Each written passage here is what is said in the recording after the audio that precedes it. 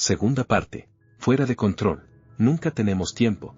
El científico cognitivo Douglas Hofstadter es famoso, entre otras razones, por acuñar la ley de Hofstadter, según la cual cualquier tarea que te dispongas a abordar te llevará siempre mucho más tiempo del que esperas, incluso teniendo en cuenta la ley de Hofstadter.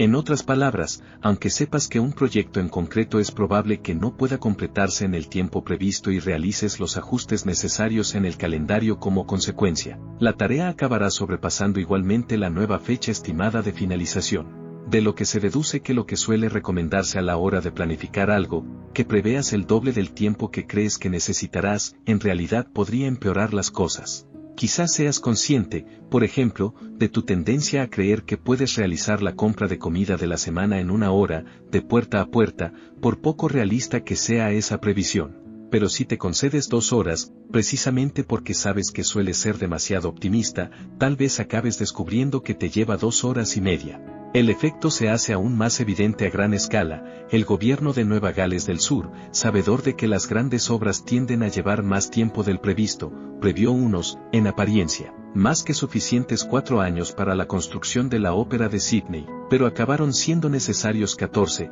con un coste más del 1400% por encima del presupuesto original. Hofstadter no hablaba del todo en serio, claro, pero siempre me ha parecido que había algo inquietante en su ley, porque, si es cierta, y sin duda parece serlo, en mi experiencia, da a entender algo muy extraño, que las actividades que tratamos de planificar se resisten de algún modo a nuestros esfuerzos por hacer que se ajusten a nuestros planes. Es como si el intento de convertirnos en personas que planean bien no solo no llevara a nada, sino que hiciera que todo costara más tiempo. La realidad se nos resiste, como un Dios enfadado que se empeña en recordarnos que sigue teniéndolas de ganar, por más que intentemos rogarle misericordia concediéndole más tiempo en nuestras agendas. Para ser justos, ese tipo de cosas probablemente me preocupan a mí más que a la mayoría, porque procedo de una familia de lo que no sería exagerado calificar de planificadores obsesivos. Somos ese tipo de personas a las que les gusta tenerlo todo previsto con tanta antelación como sea posible,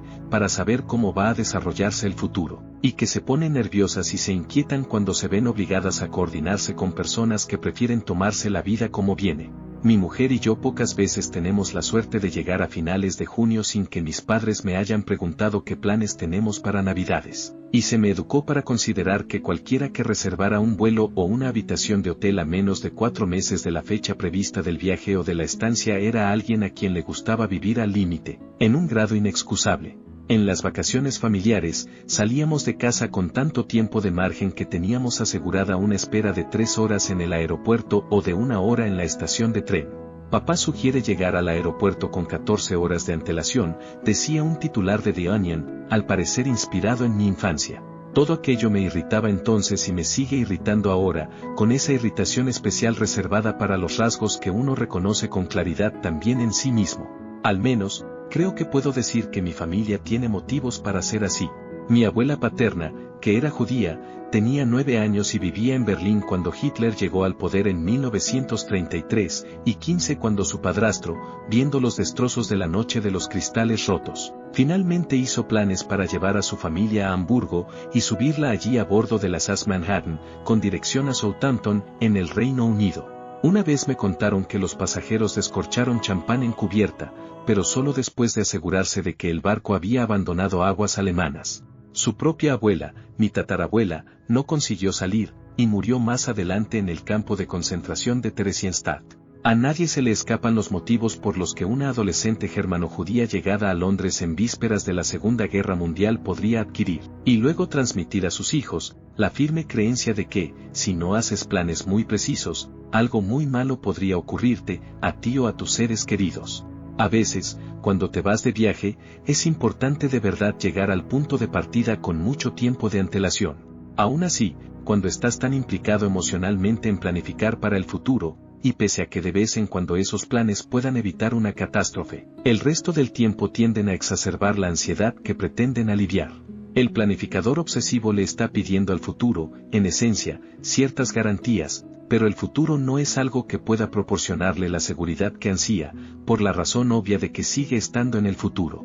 Después de todo, nunca vas a tener la certeza absoluta de que algo no hará que llegues tarde al aeropuerto, por pronto que salgas de casa. O quizás sí puedas tener esa certeza, pero solo cuando ya hayas llegado y estés esperando en la terminal, y para entonces ya no es ningún consuelo saber que todo ha salido bien, porque queda ya en el pasado, y hay otro pedazo de futuro por el que preocuparse en su lugar. ¿Aterrizará el avión en su destino a tiempo para llegar al tren que tienes que tomar a continuación? Y así sucesivamente. En realidad, no importa con cuánta antelación hagas planes, nunca vas a tener la certeza de que todo va a salir como te gustaría. Lo único que conseguirás es que la frontera de la incertidumbre se aleje más y más en dirección al horizonte. Cuando tus planes de Navidad estén decididos, tocará pensar en enero, y luego en febrero, y en marzo. He utilizado a mi neurótica familia a modo de ejemplo, pero vale la pena señalar que el deseo subconsciente de hacer del futuro algo predecible no es exclusivo de los planificadores compulsivos. Está presente en cualquiera que se preocupe por cualquier cosa, responda o no a ello elaborando complicados calendarios o planes de viaje ultracautos. La preocupación, en el fondo, es la experiencia repetitiva de una mente que trata de obtener algún tipo de seguridad sobre el futuro, fracasa y acto seguido vuelve a intentarlo una y otra vez, como si el propio esfuerzo de preocuparse pudiera de algún modo ayudar a prevenir el desastre. Lo que alimenta la preocupación, en otras palabras, es la exigencia interna de saber, por adelantado, que todo saldrá bien, que tu pareja no te dejará, que tendrás dinero suficiente para jubilarte, que una pandemia no se cobrará la vida de tus seres queridos, que tu candidato favorito ganará las próximas elecciones, que llegarás al final de tu lista de tareas pendientes a última hora del viernes. Pero el esfuerzo por controlar el futuro es un claro ejemplo del modo en que nos negamos a reconocer nuestras limitaciones intrínsecas por lo que se refiere al tiempo, porque es una batalla que está claro que no es posible ganar. Nunca se puede estar del todo seguro del futuro, así que lo que esté a tu alcance siempre será más que lo que puedas abarcar. Todo puede pasar. En gran parte de lo que he dicho hasta ahora he enfatizado la importancia de afrontar, en lugar de evitar, la realidad incómoda sobre el poco tiempo de que disponemos. Pero también debería quedar claro que hay algo sospechoso en la idea del tiempo como algo que, para empezar, tenemos. Como señala David Kane, el tiempo no es algo que tengamos nunca en el mismo sentido que tenemos dinero en la cartera o zapatos en los pies. Cuando decimos que tenemos tiempo, lo que en realidad queremos decir es que esperamos tenerlo. Damos por sentado que tenemos 3 horas o 3 días para hacer algo, sostiene Caín, pero, ese tiempo, no llega a estar nunca en nuestro poder. Hay numerosos factores que podrían frustrar tus expectativas, desposeyéndote de las 3 horas que pensabas que tenías para completar un importante proyecto de trabajo. Tu jefe podría interrumpirte con una petición urgente, el metro podría sufrir una avería, podrías morir. E incluso si acabas teniendo las 3 horas enteras, justo como esperabas, eso es algo que no sabrás hasta el momento en el que hayan pasado a la historia.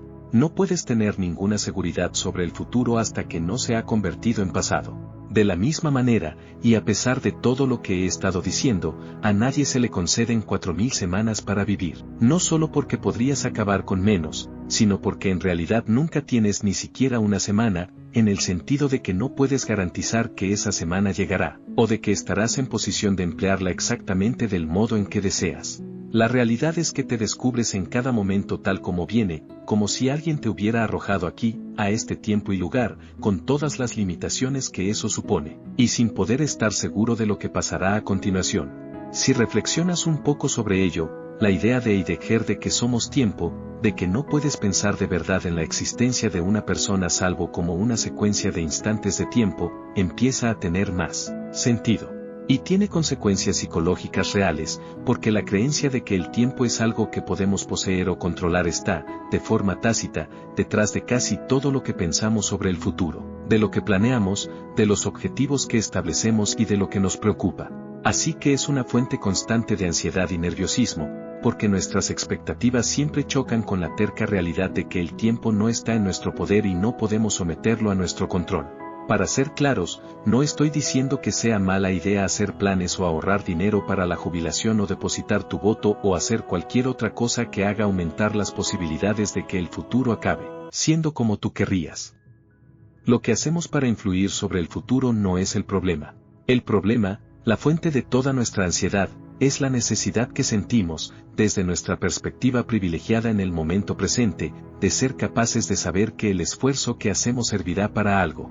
No tiene nada de malo preferir que tu pareja no te deje nunca, y tratarlo o tratarla de manera que ese final feliz sea mucho más probable. Pero insistir en que tienes que ser capaz de saber con certeza, ahora, que tu relación se desarrollará en esa dirección en el futuro es un planteamiento que te aboca a una vida de estrés sin fin.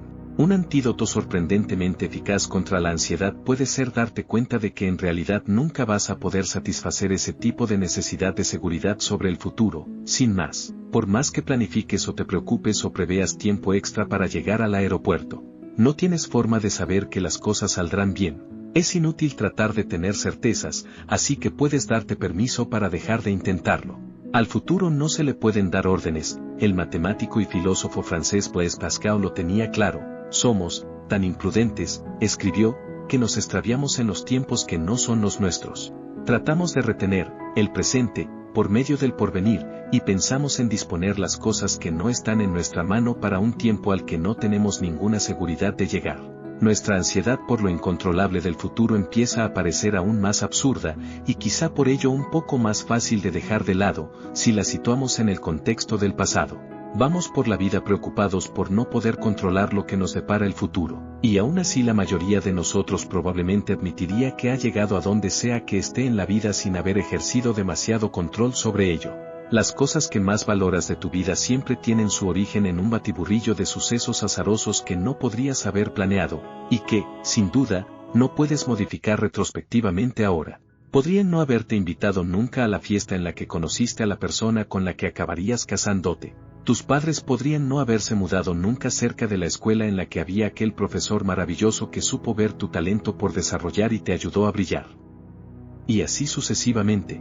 Y si te remontas mucho más atrás, a antes de tu nacimiento, la acumulación de coincidencias es aún más abrumadora. En su autobiografía Final de Cuentas, Simone de Beauvoir se maravilla ante la sobrecogedora cantidad de cosas, todas ajenas a su voluntad, que tuvieron que ocurrir para que ella fuera ella. Pero si duermo la siesta en mi estudio, suele ocurrir que al despertar siento un asombro pueril, ¿por qué yo soy yo?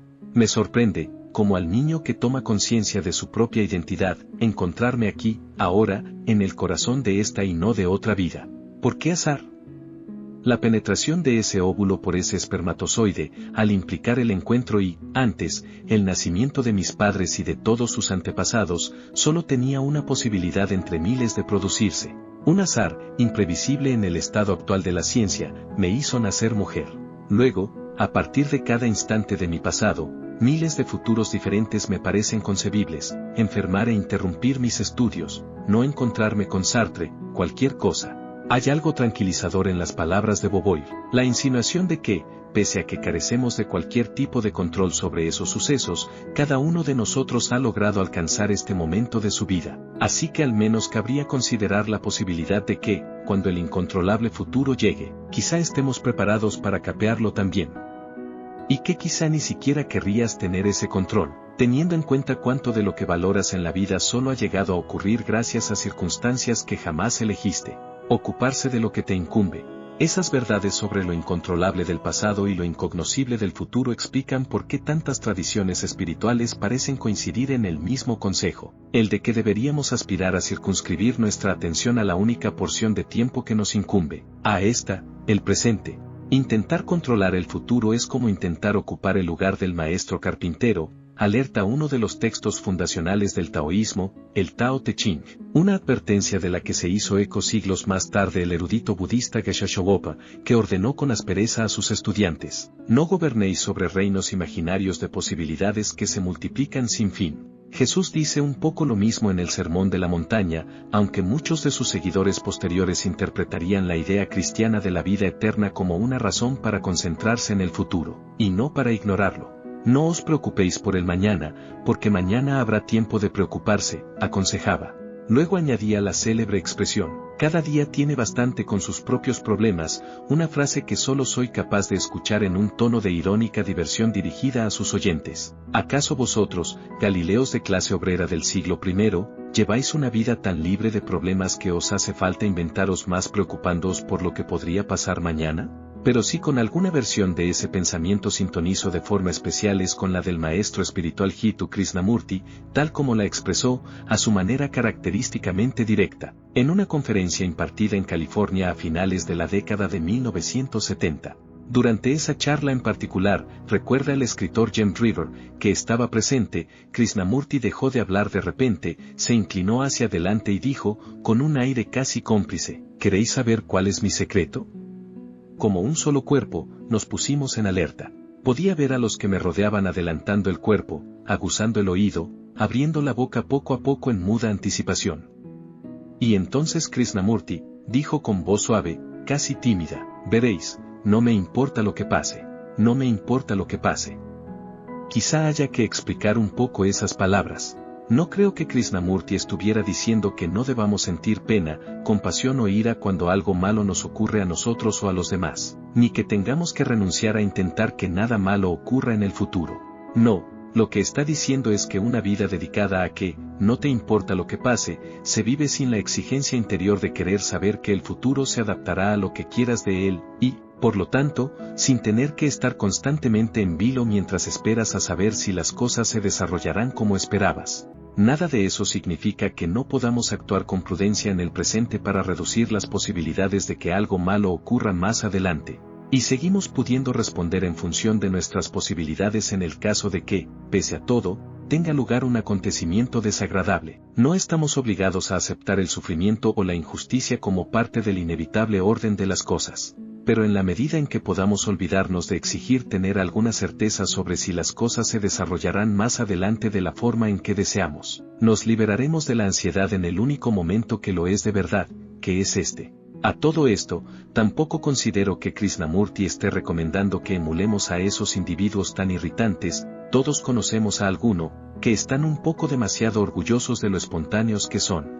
Hablo de ese tipo de personas que insisten en su derecho a no hacer nunca planes y en ir a salto de mata por la vida, y de quien no puedes estar nunca seguro de si tiene la menor intención de aparecer a las 6, que es la hora a la que habéis quedado para tomar algo. Son individuos de una informalidad ostentosa que parecen sentirse aprisionados por el mero hecho de hacer planes o de intentar cumplirlos, cuando hacer planes es una herramienta esencial para construir una vida con sentido y para ejercer nuestras responsabilidades hacia otras personas. El problema no es hacer planes, sino que hacemos de nuestros planes algo que no son.